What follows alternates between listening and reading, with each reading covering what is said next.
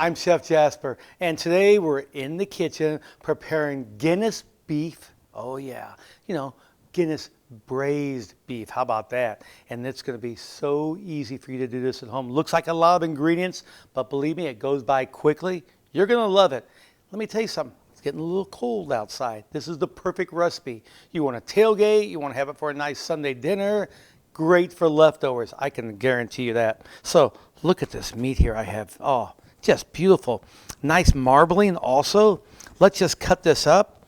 Here's where we get into some questions. How much do you want to cut this up into, bigger chunks? You want to let it break down? Do you want a bone in that roast? That's up to you, because I will tell you, throwing a few bones in this dish is not going to hurt it while we're braising, and it gives just a little more depth, and that's kind of what we're looking for. So let's go ahead and just keep cutting this meat up here, and we'll get this frying pan going. But I have a little trick here I think you're going to like.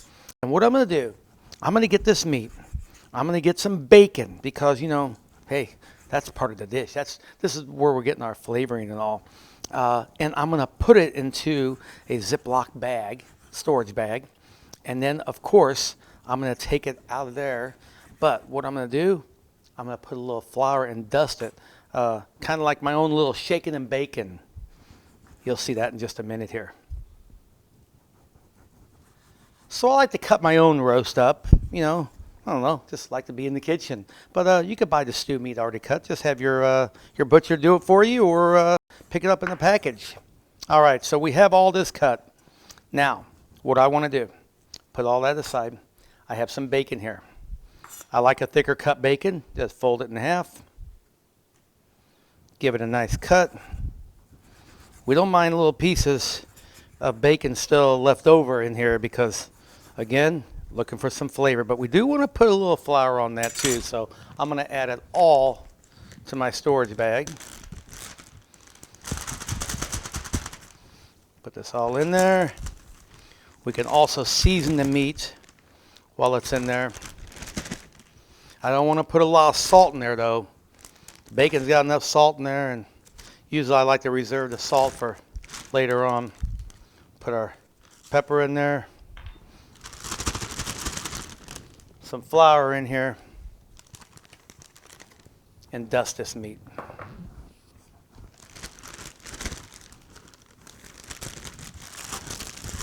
It's that easy. Coat it all. Look at that. Get our pan ready now. It's on the heat. A little bit of oil. We know that's hot. And we're just going to sear this beef here really quick. Oh yeah. Just what we want. Dust that meat off a little bit. Don't worry if you have too big of pieces. They're going to break down. That's what you want. And those little pieces of bacon already, I can smell in less than a minute. And that's all there is to it. We'll just set this aside. All right, we are browning away, but we're not through yet. Let's get some onions here. Of course, I like a little chunk of onion in my stew. And we're just going to really just kind of give it a little coloring. It's going to cook down more. Let's add that right now.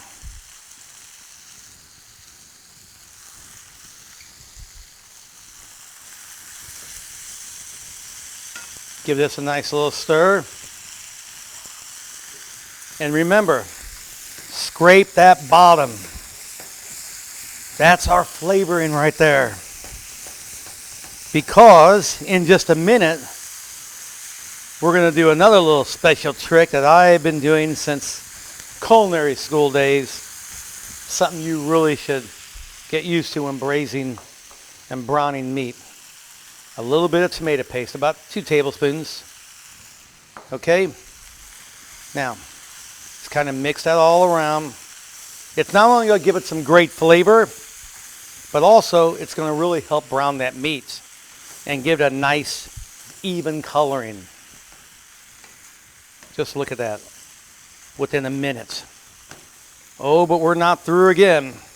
Still scraping, of course. And at this point, give it one last scrape here.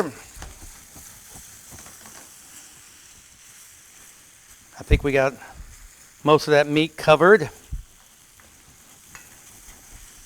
Yeah, nice coating. Now at this point, you can add a little bit of salt. We just don't want to, lose all of our liquid in that meat, of course. We want to keep it nice and juicy because salt will release some of that water in that meat. That just natural juice. Come on. All right. And now we start the process. And I say start the process. It's Guinness braised, just slowly. We're going to save another bottle for when I really finish the whole dish up.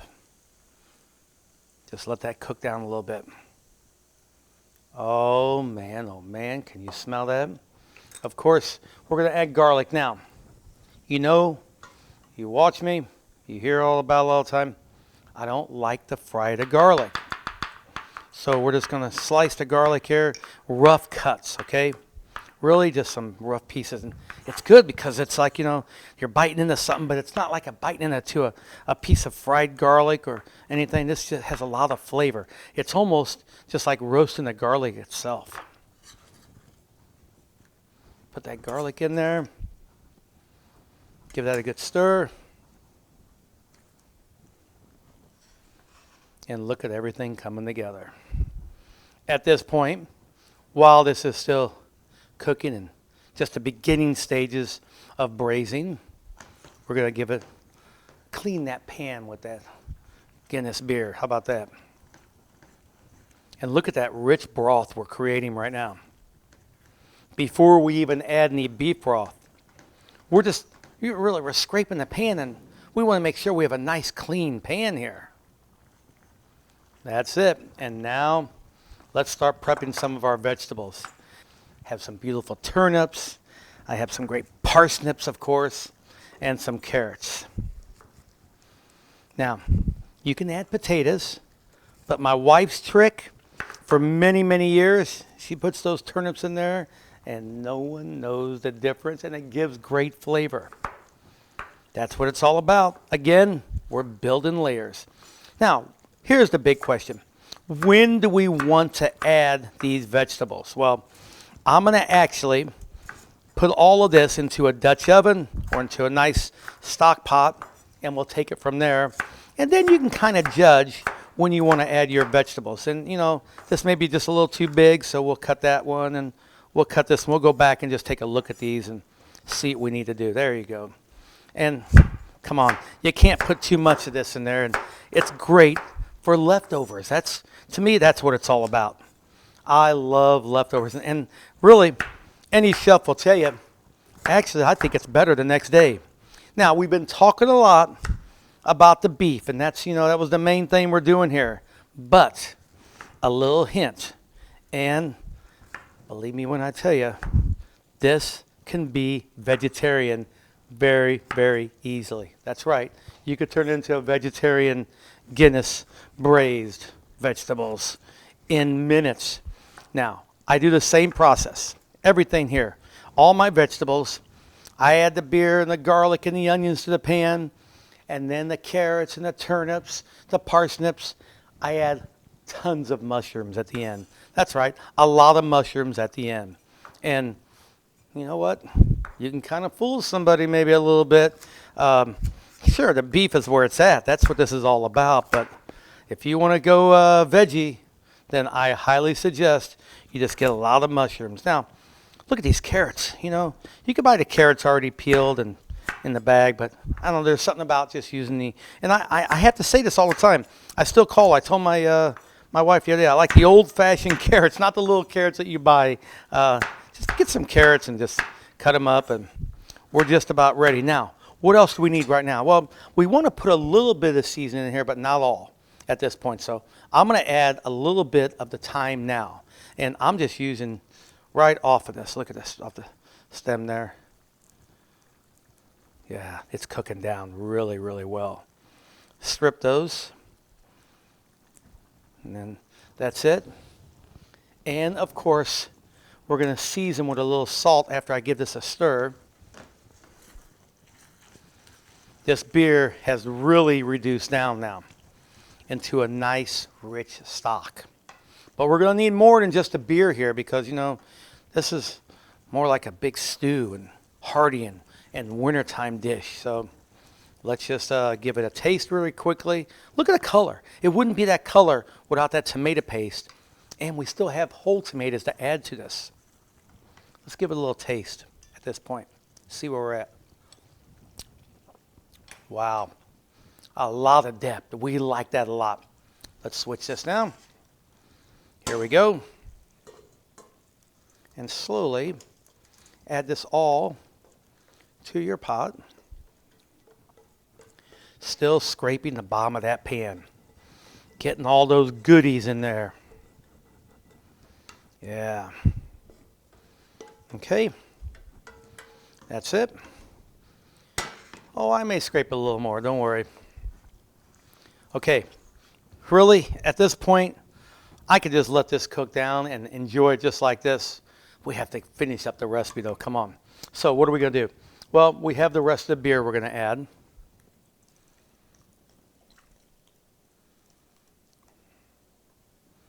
You may save a little bit to taste the beer. You may have to test the beer. You never know. We have our Italian tomatoes. We're going to add that. Puree them or use whole tomatoes. Doesn't matter. Looking again for a nice, rich stew-like dish here. Give it all a good stir. Now, our broth, we still have to add these vegetables. So while this is cooking down, just let it, continue to cook down a little more. And then we will add our broth, maybe another 15 minutes or so. And then we'll add the rest of the vegetables, put a lid on it, and let it do its work. This is cooking down. Look at the color. Oh, man, I can't stop talking about this. I'm very proud of this dish. Let's add these beautiful vegetables. Oh, yeah. And, of course, the more the merrier. We're going to put these mushrooms in there. I like to leave them whole. Is this full or what? We're not done yet. Going to add our beef stock to it. Because I'm going to let this really just cook down now from here.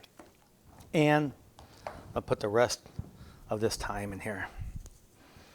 I can pick out the stems later. I'm not worried about if I got a few stems in there. And we'll put a lid on this. Cook it down a little bit more. If you want to, you can even put it in the oven and let it finish. And I'm telling you, you're going to have one dish that I can guarantee you it's going to be great. Not only while you're sitting down in front of that fireplace, maybe watching the game, holidays coming up, you're going to love it for that, or leftovers all week long. Believe me, it can happen. Jasper's own creation. Well, not really my own creation, but I like to add my own little touches to it. Everything you can buy at your grocery store. Braised with a little bit of Guinness beer. This is one dish everyone in the family is going to love.